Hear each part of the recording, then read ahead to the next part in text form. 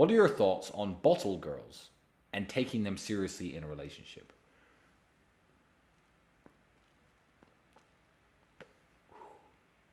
I would say that almost all women can be taken seriously in a relationship. The only exception, I would even say, bottle girls, if you don't know, it's an American phenomenon, and I'm going to get onto bottle girls in a minute, and I can rant about them for a second. But bottle girls are the girls that when you order champagne and vodka, they come over with the big bottles, they carry them over, and they stand by your table, and they pretend to drink it. And that's what a bottle girl is. I believe that if a girl's a bottle girl, even if a girl is um, a model, I would even go as far as to say a stripper. You could take a girl seriously if she's a serious girl. Basically, any job that she does which doesn't include having sex with people. If a girl's job includes having sex with other people, you cannot take her seriously. As long as no one else touches her, I believe that there are scenarios, and it's easier with some jobs, harder with some jobs, where you can take her seriously. So, Mike D'Angelo, I would ask you this. What kind of man are you? Are you the type of man that a girl who's a bottle girl could take seriously?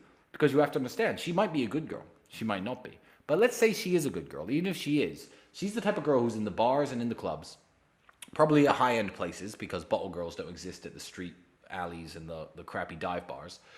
And she's getting approached by rappers, celebrities, football players, NBA guys. And, you know, they're being approached by the best of the best men in the world. Are you the type of man that could keep a girl who has the attention of the best men on the planet pointed towards her? If you are, then good. If she's a good girl, I'm sure you can take her seriously. But I have a little bit of a rant to talk about bottle girls and why it's an indicator of a failed society. Bottle girls are an indicator of a failed society. And I'll tell you why. Clubs in the world should have loads of beautiful girls at the tables and in the club anyway. That's how clubs work. You shouldn't go to a club and have ugly women around. I don't think that that's the indicator of a good club. I think that's the indicator of people having low standards, society having low standards, the nightlife and the men having low standards. If I go to a club in Romania or Poland, you know who brings the bottles over? Men. Men my age or middle-aged men. They bring the bottles over, and they're very attentive, and they're wonderful waiters, and they're professionals, and they keep your glasses full. They're great. Male service. Why are the guys men? Some American laughed at this. He saw one of my Instagram stories. He goes, men bring your bottles over. I'm like, yeah, because all the women in the club are smoking hot and beautiful.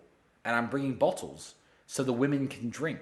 I don't need them intimidated by some bimbo in a bikini. I don't need some bimbo in a bikini flirting on me when I'm with some beautiful women at a nightclub. I believe that bottle girls are when all the women in the club are so ugly that you need to buy champagne and vodka to have a beautiful girl even talk to you.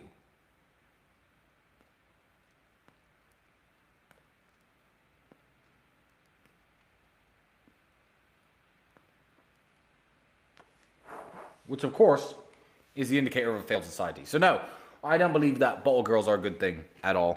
Um, you could probably trust a girl who's a bottle girl a lot less than you could trust a girl who works in an office.